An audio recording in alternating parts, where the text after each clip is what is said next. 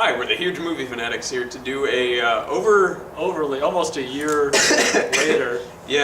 review for Godzilla 2014. I just want to know what he thinks. I passed by this guy in July last year, and It was August 1st. It was my birthday.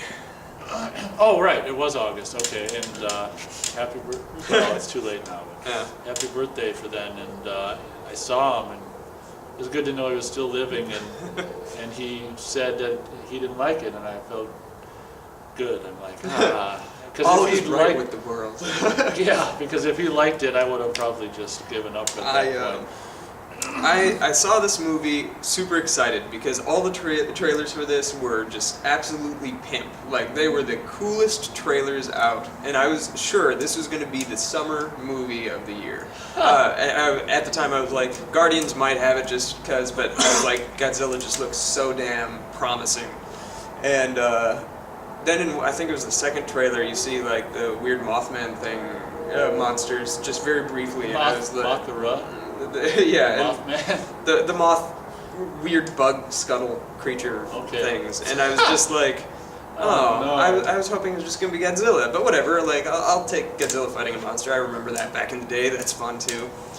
And then I saw the movie, and Godzilla's in like 18 minutes of its 2-hour runtime because they're focused on these. Doesn't seem like 18 minutes. What are they? The Motos or something? Motos or Muto.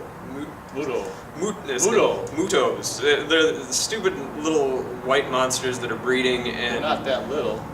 they're littler than Godzilla. Godsey. That's what we affectionately call him. Who's we? Like your family? Just me, I guess. There are so many of me. But I saw it, and I was just super let down. First of all, the trailer promised that this was going to be Walter White versus Walter White from Breaking Bad.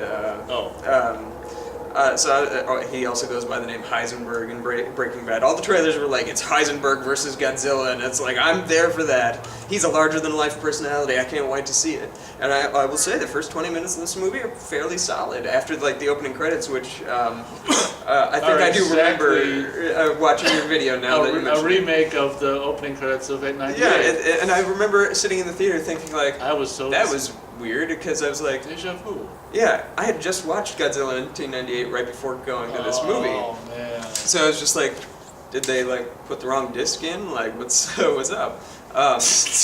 And then the first 20 minutes are actually relatively solid with the reactor disruption or whatever. Yeah, and the wife dying. Like, I thought that was really well done, and he acts. Though it's only in 20 minutes, he acts the hell out of that movie. Like, he is so fantastic in it. And well, I give him 4 stars. Way to go, sir. But the movie itself suddenly transitions to following boring-ass white guy, and he has less personality than Matthew Broderick did. I was like, at least Matthew Broderick had a personality. Like, I mean, I don't know why Ferris Bueller had to fight Godzilla, but like, at least he was a character. This guy was a stoic white guy who's trying to get back to his very pretty wife, they have no chemistry, but whatever. You're supposed to care about them. And I counted it, I think at the time there's three scenes where Godzilla shows up and you're like, oh shit, it's about to get real, this is what we've been waiting for.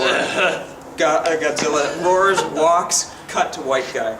And like, he's just like, man, I can't believe all the destruction that just happened in this fight that you really wanted to see, but you're never going to. 3 times that happens in the movie, and I was like, come on, I came here to see an action movie. I will say this is probably a better made movie than Godzilla 1998. Like the director seems to be well established in his framing and his shooting of the action, what little action you saw.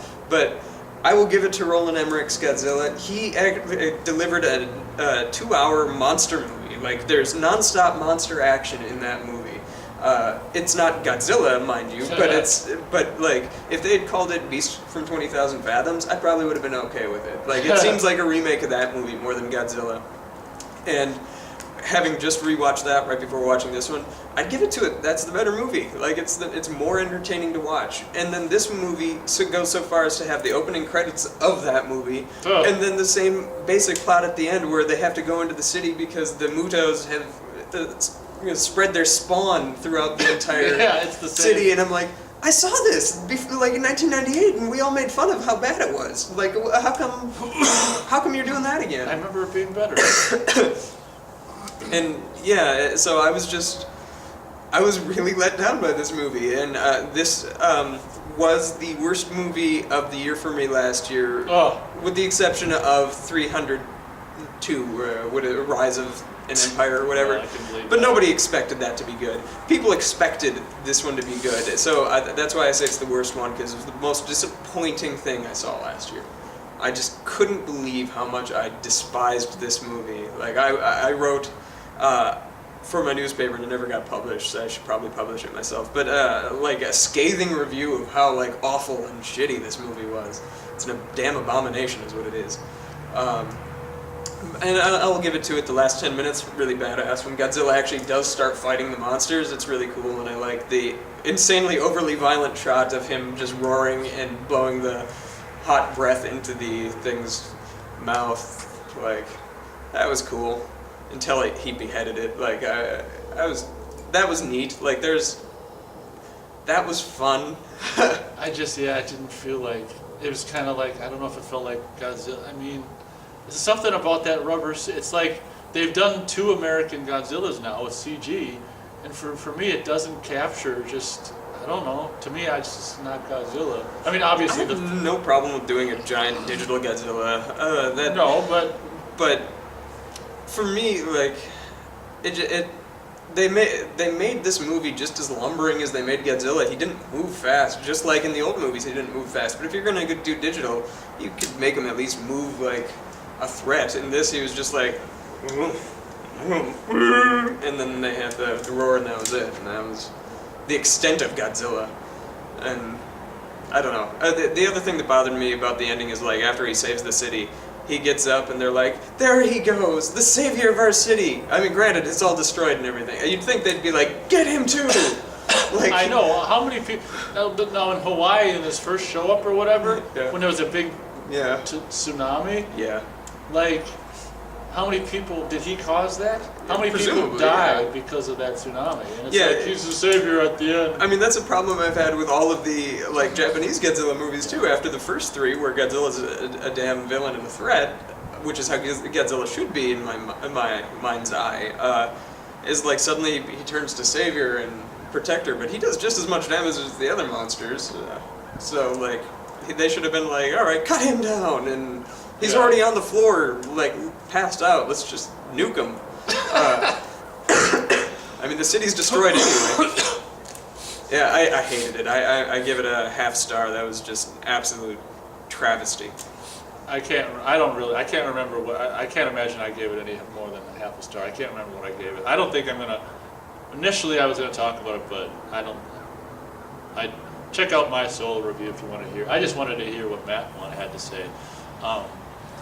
And basically, if you want to know what I have to say, you just said it. So, Yeah. I mean, there's nothing, it's like you say, they take this, whatever, I guess apparently Breaking Bad guy, who I don't watch the TV or that show or anything, but, you know, it's just like the Psycho thing, where it's just like, you know, where you think maybe back in the day that you're going to spend a movie with, Well, well, that does it in a good way or whatever, Yeah, but like- it's just, why kill off the best character? he's the only one that has a character arc or established character. Like, they spend a long time making you care for him to kill him off, which I'm fine if it's done well. They do that in Scream, they do that with Psycho, they do that in multiple movies, but they kill him off And just, and then follow the son, which you're supposed to care about just because he's the son trying to get back to the wife. And it's like, yeah, but why should I care about them getting back together? Like, I don't. And he's so stoic and without personality, which is so weird. He's from Kick-Ass, and he has so much personality in that movie. I don't like that movie, but he's got a lot of personality in it. So I just, like, that was a weird director's choice to have him just be like, all right, can you do it less? Can you make me care about you less? There. oh you yeah, go. Hold on, I can put on stupid face.